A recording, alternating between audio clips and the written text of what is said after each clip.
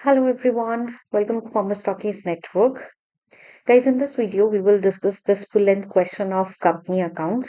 ये question previous year paper में आया हुआ है एंड सीबीएसई का क्वेश्चन है। क्वेश्चन आपको कैसे करना है, टेबल कैसे प्रिपेयर करना है, वो सारी डिटेल इन्फॉर्मेशन हम इस क्वेश्चन में समझने वाले हैं। ठीक है, आपको कंपनी अकाउंट से किसी भी टॉपिक में डाउट है, कोई भी क्वेश्चन आपसे सॉल्व नहीं होता है, सो प्लीज आप हमें कमेंट करके बताइए। डेफिनेटली अपकमिंग वीडियोस में हम वो क्वेश्चन सॉल्व करेंगे, वो टॉपिक एक्सप्लेन करेंगे। Let's understand this question now. Company के पास 40,000 शेयर्स हैं अलॉट करने के लिए, बट एप्लीकेशन रिसीव हुई 60,000 शेयर्स के लिए। So what does that mean? This question is related to over subscription. आप प्रीवियस ईयर पेपर्स का एनालिसिस करोगे तो आपको ये एनालिसिस करके पता चलेगा कि मोस्टली अलॉटेड ओवर सब्सक्रिप्शन वाले टॉपिक से क्वेश्चन एग्जामिनर पूछता है। अप्लाइड शेयर 60 एंड अलॉटेड 40 होंगे because company has hold only 40,000 shares. 10 rupees का शेयर है, 20% प्रीमियम, 20 मतलब 2 रुपीज का हमारा प्रीमियम है। कंपनी ने कलेक्ट कैसे की है amount? Application 5, allotment 5 including premium. What does that mean? It means 3 rupee is the amount of installment and 2 rupee is the amount of premium and balance on first and final call. So balance will be 2. तो ये balance कैसे आया? देखो 5 रुपी application का, 3 रुपी allotment का, तो 10 में से हमने 8 सब्ट्रैक्ट किया तो 2 रुपीज की हमारी first call.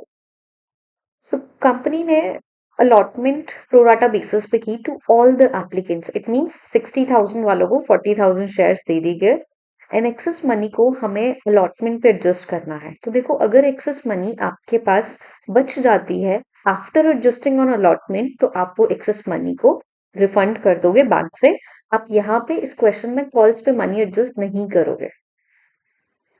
Sameer who had applied 1200 shares, तो देखो अप्लाइड वाली कैटेगरी में एक पर्सन है और उसने अलॉटमेंट मनी पे नहीं की एंड आफ्टर अलॉटमेंट कंपनी ने उसके शेयर फोरफिट कर दिए। तो हम यहाँ पे लिख लेते हैं forfeited shares after allotment and ये सारे शेयर्स री इशू किए गए 7 पर share at 8 paid up. First and final call was not made. It means this is uncalled up by the side of company. ये डेटा हमने लिख लिया है। अब इस डेटा का स्क्रीनशॉट लेके नेक्स्ट स्लाइड पे हम ऐड ऑन कर लेते हैं एंड देन मैं आपको आगे बताती हूँ कि कैसे हमें क्वेश्चन को सॉल्व करना है। अब देखो सबसे फर्स्ट स्टेप, आप प्रोराटा टेबल आप प्रिपेयर करो और उसमें फिर हम डेटा फिल करेंगे। टेबल हम कैसे प्रिपेयर करेंगे? Share serial number, applied shares, allotted shares, excess shares, excess money, money adjusted on application, allotted, I mean actual application money, money adjusted on allotment. Calls का हमें बनाना नहीं है, ठीक है, आप ये स्किप भी कर सकते हो एंड देन बैंक। तो देखो यहाँ पे हम लिख लेते हैं this column is related to the shares applied, this is shares allotted, excess shares and then excess money, actual application money, money adjusted on allotment. Share holders ने 60,000 शेयर्स अप्लाई किए, उनको मिलेंगे 40। एक्सेस शेयर्स हमारे 20। कैसे आया? 60 minus 40। Excess money it means उन लोगों ने 5 रुपी पे किए on application, so we have 1 lakh excess money. Actual application money means number of shares allotted into application money. So 40,000 into 5, which will be 2 lakh. Allotment पे money due कितना होगा पहले हमें वो देखना है। तो जितने शेयर्स कंपनी ने अलॉट किए इनटू द एप्लीकेशन मनी, तो अब देखो इनटू द एप्लीकेशन मनी अगर हम करें तो हमारे 2 लाख रुपीस ड्यू होते हैं शेयर अलॉटमेंट पे। अगर इसमें हम थोड़ा सा कैटेगरी डिवाइड कर लें कि ये 2 लाख में इंस्टॉलमेंट का प्राइस कितना और प्रीमियम का कितना, इट मींस 40,000 इंटू 3, 1,20,000 हमारा इंस्टॉलमेंट का है एंड 40,000 इंटू 2 रुपीज हमारा प्रीमियम का है।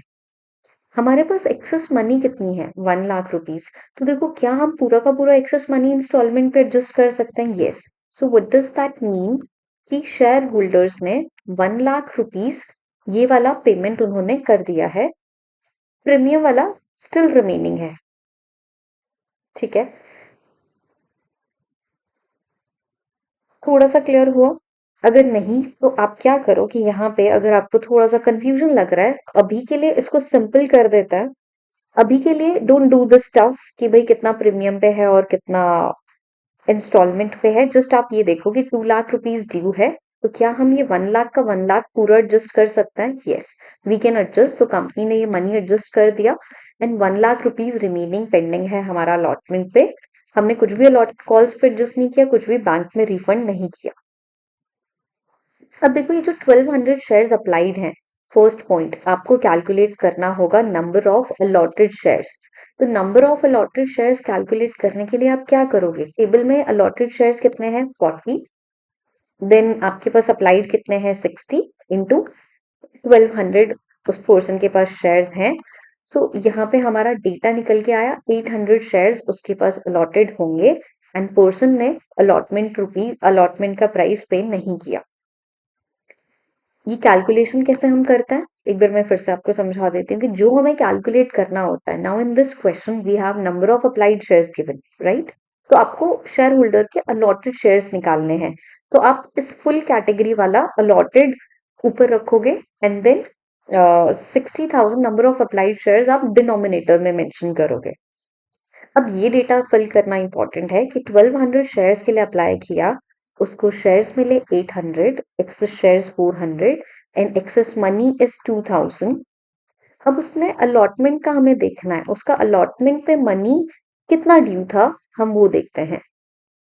तो अलॉटमेंट पे मनी ड्यू 800 शेयर्स उसके पास हैं। तो देखो 800 शेयर्स के अकॉर्डिंग 3 रुपी वो इंस्टॉलमेंट की पे करेगा एंड 800 शेयर्स के अकॉर्डिंग 2 रुपीज उसको प्रीमियम देना था, राइट? अब देखो कि क्या हमारे पास एक्सेस मनी कितना है? 2000। तो हमेशा हम एक्सेस मनी को एडजस्ट करेंगे ऑन इंस्टॉलमेंट। तो वो 2000 रुपीज ये वाले इंस्टॉलमेंट के दे चुका है, तो उसने 400 रुपीज इंस्टॉलमेंट प्राइस नहीं दिया एंड 600 रुपीज उसने प्रीमियम का नहीं दिया। So total 2000 rupees share holder पे नहीं कर पाया है। तो ये 2000 रुपीज उसकी तरफ से प्रॉपर पूरा कॉल्स इन अरियर हम ट्रीट करेंगे। ठीक है। Why this segregation is important? Because जब आप फोर फीचर की एंट्री पास करोगे तो वहां पे आपको ये पिक्चर क्लियर होनी चाहिए कि कितना मनी शेयर होल्डर ने पे किया है इंस्टॉलमेंट का और कितना प्रीमियम का पे किया या नहीं किया। सो ये सेग्रीगेशन इंपॉर्टेंट हो जाता है। क्लियर? अब हम नेक्स्ट जर्नल एंट्री पास करते हैं। तो हम क्या करेंगे कि इस प्रिंट आउट का जो भी डेटा हमने प्रिपेयर किया इसका हम एक छोटा सा स्क्रीनशॉट ले लेते हैं and step by step next page पे हम जर्नल एंट्रीज को फिल करते हैं। चलो डन। फर्स्ट एंट्री हमारी क्या होगी? हमारी फर्स्ट एंट्री होगी bank account debit to share application. तो यहाँ पे नंबर ऑफ शेयर्स अप्लाइड कितने हैं? 60,000। आपका एप्लीकेशन का अमाउंट कितना था? 5। सो इट मीन्स कंपनी को 3 लाख रुपीज एप्लीकेशन पे रिसीव हुए। नेक्स्ट जर्नल एंट्री जो हम बनाएंगे, share application account debit to share capital to share allotment because we have adjusted excess money on share allotment also. So 3 lakh rupees हमने mention किया। Share capital में क्या आएगी? Which is actual application money. So actual application money हमारे पास यहाँ पे कितनी है? 2 लाख रुपीज। ये अगर आपको वैसे कैलकुलेट करना है तो number of allotted shares into the amount of application money. हमने अलॉटमेंट पे कितना एडजस्ट किया? 1 लाख रुपीज। तो आप ये 1 लाख यहाँ पे लिख लोगे जो आप शेयर अलॉटमेंट पे एडजस्ट कर रहे हो। ठीक है। Then next entry, share allotment आप ड्यू करोगे तो share allotment account debit share capital. And now in this question we have security premium. Company has issued shares on premium, so we will mention security premium also here. So share allotment में क्या value आएगी जो company due करेगी? तो company के पास कितने shares हैं? 40,000 shares हैं अलॉट जो किए कंपनी ने। 5 रुपीज की हमारी अलॉटमेंट है। It means 2 lakh rupees. So 40,000 into 3 and 40,000 into 2, 1,20,000 company को अलॉटमेंट प्राइस कलेक्ट करना है और 80,000 का सिक्योरिटी प्रीमियम। अब जब हम रिसीव की एंट्री पास करते हैं तो हम नॉर्मल एंट्री क्या बनाता है? Bank account debit to share allotment. But in this question one shareholder was not able to pay the allotment price, तो वो भी हम कॉल सिनेरियो में मेंशन करेंगे। अब कॉल सिनेरियर कितना है पर्सन का, 2000 रुपीज, वो हमने इस कैलकुलेशन के अकॉर्डिंग स्टेप बाय स्टेप समझा है। सर अलॉटमेंट में क्या वैल्यू आएगी? देखो कंपनी ने ड्यू किया 2 lakh rupees, but out of this 2 lakh company has already collected 1 lakh rupees. It means company ने एक्सेस मनी को एडजस्ट किया था। 2 लाख माइनस 1 लाख, अब कंपनी को 1 लाख रिसीव करना है। 1 लाख रिसीव करने में से 2000 रिसीव हुआ नहीं, तो रिमेनिंग 98,000 कंपनी रिसीव करेगी शेयर अलॉटमेंट पे। अब अलॉटमेंट के बाद ही शेयर कैंसिल हो गए, तो हमारी शेयर कैंसिल की एंट्री क्या होगी? Share capital debit. Security premium debit. Why security premium debit? Because shareholder ने पे नहीं किया।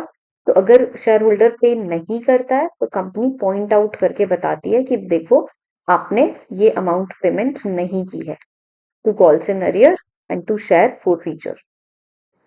अब देखो यहाँ पे वैल्यू कैसे आएगी? 800 शेयर्स कैंसिल किए, कॉल्ड अप अमाउंट कितना है? 8 रुपीज। तो शेयर कैपिटल में हम हमेशा कॉल्ड अप वैल्यू मेंशन करते हैं। सिक्योरिटी प्रीमियम का उसने कितना पे नहीं किया? 1600। ये हमने ऊपर सेग्रीगेशन करके देख लिया था।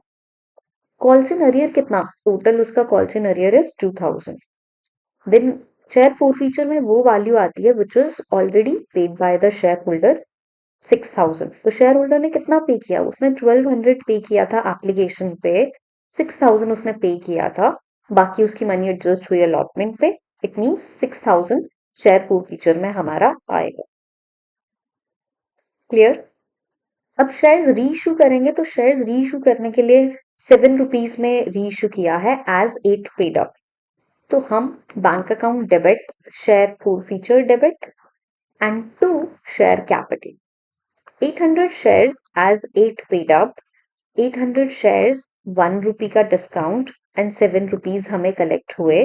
तो इस तरीके से आप ये जर्नल एंट्री में डेटा फिल करोगे। तो हमें देखना है कि क्या हमें शेयर फॉरफीचर का प्राइस वैल्यू कैपिटल रिजर्व में ट्रांसफर करना है या नहीं।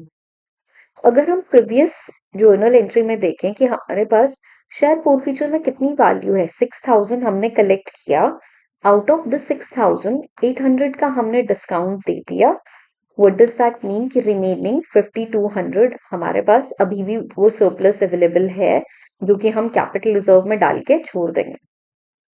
So this is the full question जो आपके प्रीवियस ईयर में आया हुआ है सीबीएसई में 6 मार्कर में। एंड जो कंपार्टमेंट वालों का एग्जाम हुआ था 2024 में, वो वाले पेपर से मैंने ये क्वेश्चन को पिक किया है।